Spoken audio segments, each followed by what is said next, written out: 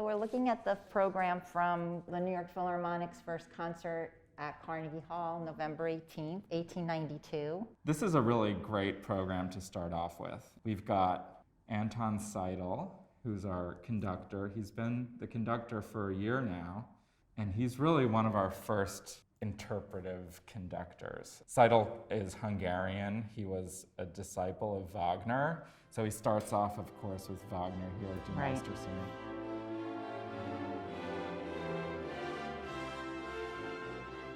What a great piece to play in a new home. Yes, some of the reviews. This is the New York Times, and I think the opening part is really great. It says, "There is no doubt that a local habitation is of less import than a name in the good city of Gotham. No matter where the Philharmonic Society goes, the musical public goes with it. The Metropolitan Opera House is dead. Long live the music hall."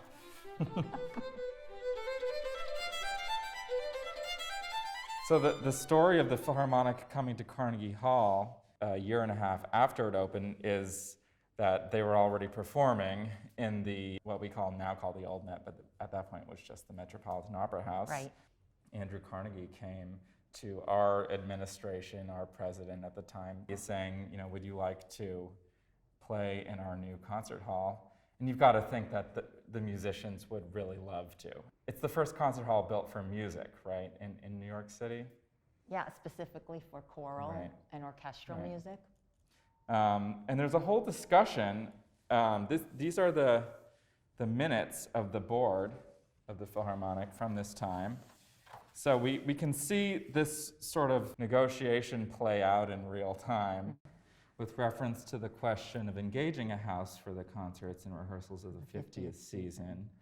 The secretary laid before the society a list of the seating capacity of the new music hall. Yeah, and I like this, well, of course I like this. From this list, it appeared that the music hall was superior to the opera house for acoustics, but in terms of seating, that the orchestra section, which we call the parquet, was great, but the boxes were problematic. Right. When you go from a place as big as the Met, it's 3,700 seats or something like that. So really I guess big. One of the issues was going to be, who was going to be in the first tier?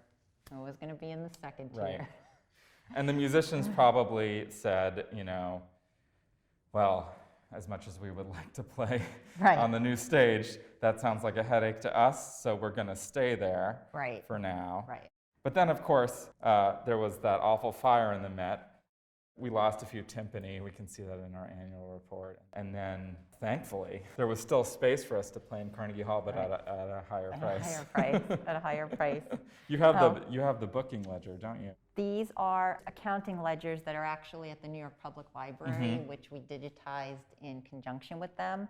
And I looked at it and I was like, okay, so here, most of the rents are round numbers, 500, 200, but the Philharmonic's is $583.33. Right. Which makes sense because that times 6 is 3,500, which was our rent. Right. And we'd only perform for 6 months of the year in these times. Right. And then there was no looking back. This is still the longest serving home of the New York Philharmonic. Right. Because they were here for 70 years. Right. So really, our histories are really linked in that way.